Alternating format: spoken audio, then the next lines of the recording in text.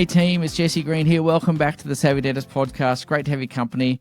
I want to talk to you today about growing and scaling your practice. Here at Savvy Dentist, what we're really known for is helping people not just grow their practice, in other words, earn more money, but helping them scale their practice so they have more money as well as more time.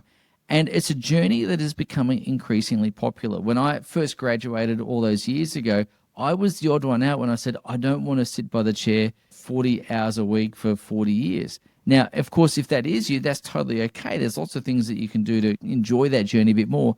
But specifically today, I want to talk about the journey of actually growing and scaling so you have money and time, not just trading time for money over and over again until you basically retire. And so what I've really noticed is here at Savvy Dentist, we've had the opportunity to work with lots and lots of practices, and there's a couple of key things that really separate the people that do this successfully from those that struggle a bit more. And I guess in terms to talk about this today, I want to talk about three gaps that I notice that people struggle with. And equally, these are the three gaps that successful scalers really do well as they go about their business journey. So the bottom line is if you can identify these gaps, close these gaps, by definition, you're going to grow. By definition, you're going to move towards your goals. By definition, you're going to have a better practice tomorrow than you have today. Without any further ado, let's talk about these three gaps. The first one is a knowledge gap. And it's fair to say that if you're going to run a business, you need to have some business knowledge about you, whether it's accounting knowledge, marketing knowledge, people knowledge, leadership knowledge, sales knowledge, whatever it is. And here's the thing, is none of us come out of the womb with this knowledge pre-installed. It's not part of the factory settings that we come out of the birth canal with. None of us are born with that. So at some point, we need to acquire that knowledge. And the point I'm trying to make is maybe some of you have been very fortunate to grow up in an environment where the family has a business and you observe what your family does in the context of business and you absorb what they say around the dinner table or in other situations and settings, and you pick up that learning by default. And that's great if you have that, but for most people, and certainly in my case, that was not the environment in which I grew up. And so there needs to be another process of acquiring knowledge. And of course, that comes by studying.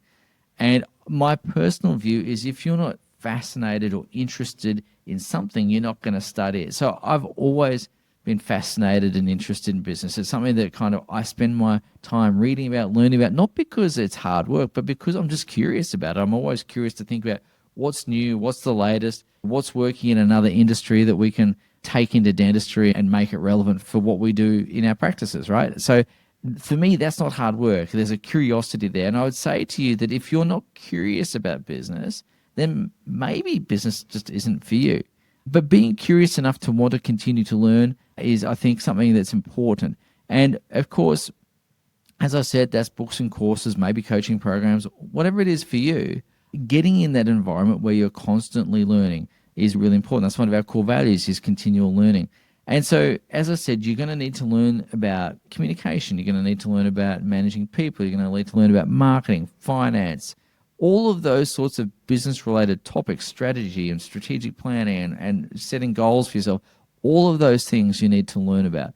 And as I said, no one comes out fully formed with this knowledge. You've got to acquire it somehow. And so going through that knowledge acquisition process, again, is really important.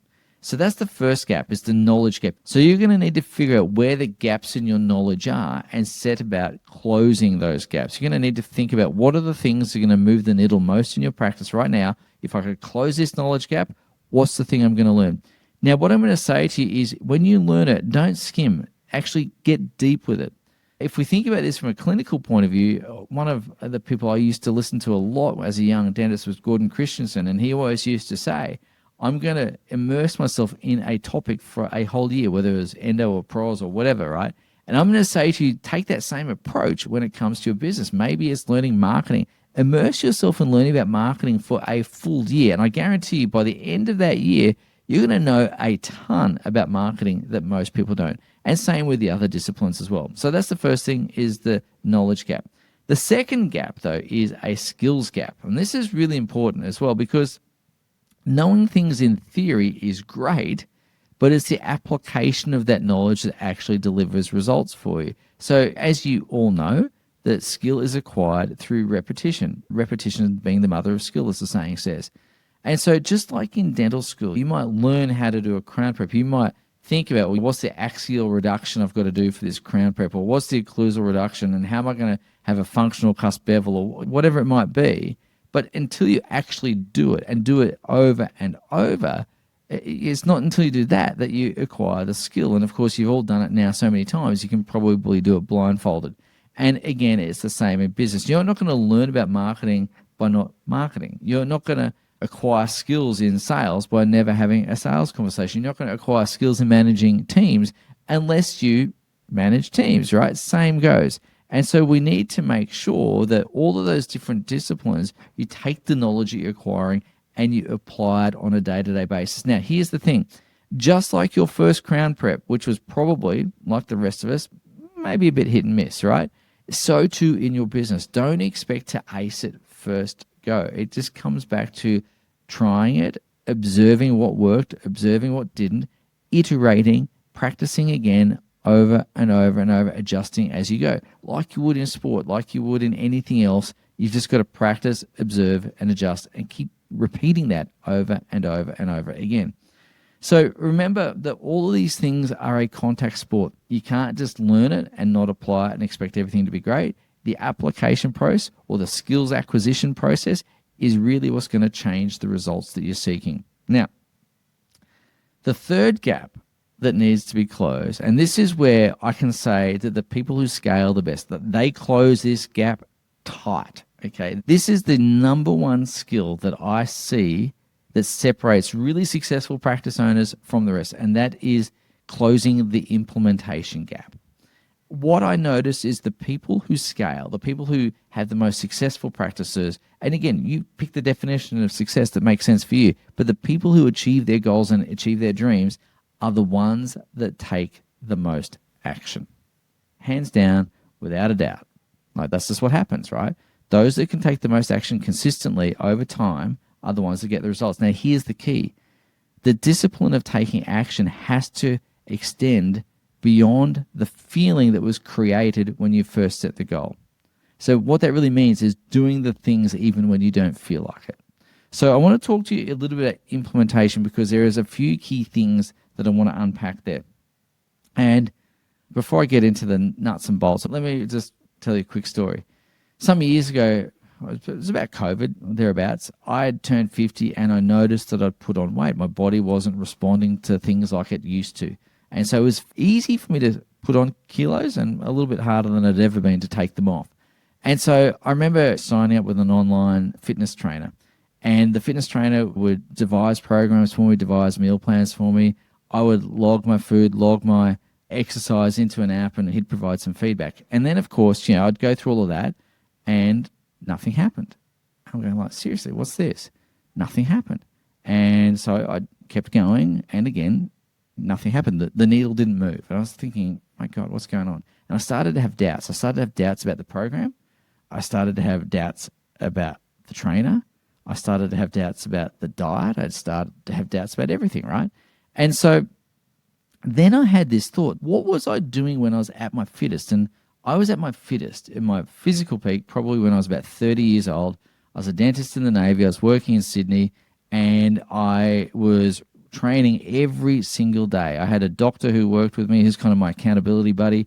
We'd go out and we'd run the hills around Watson's Bay, where we were posted in Sydney, and some steep hills there. We'd run up and down those hills, and we were sweating, mate. We were running those hills hard. And then other days we'd go to the gym and we were lifting as heavy as we could. And again, pushing ourselves.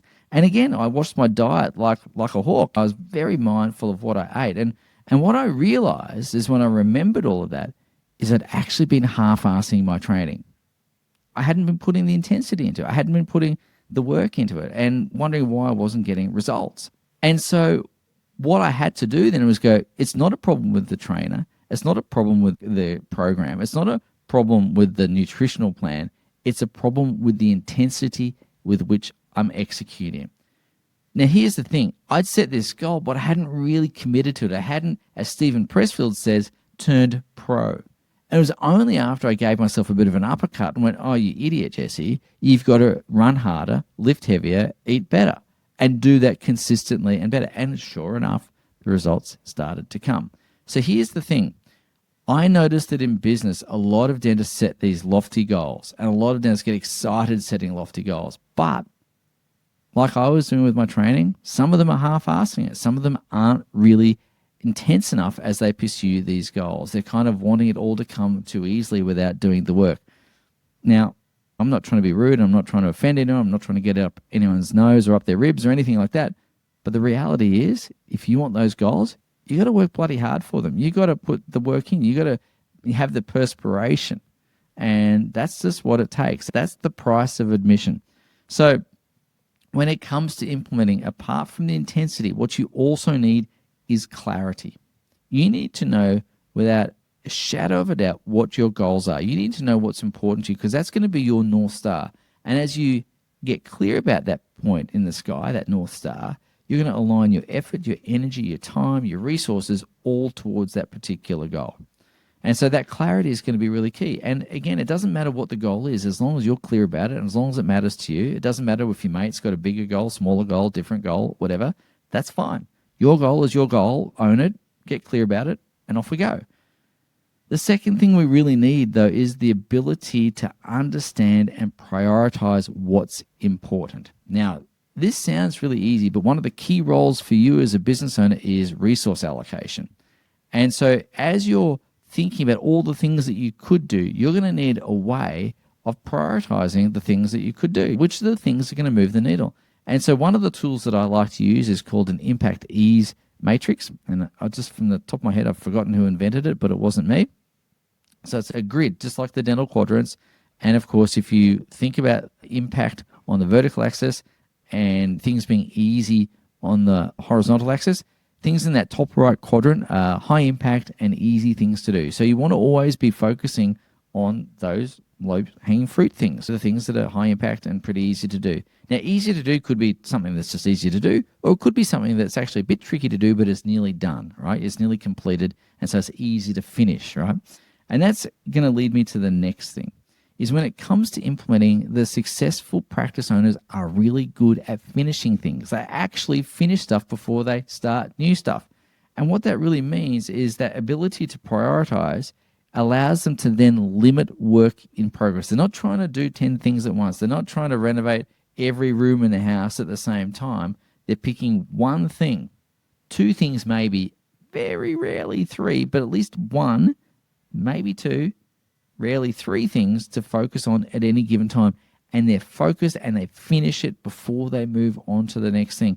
And that comes about with the clarity. It comes about by understanding the priorities, and that allows them to allocate those resources so they complete those things over time. Now, if you get all of those pieces together and then apply the intensity that I've spoken about, you're going to see that implementation of your plans absolutely double, treble, over time.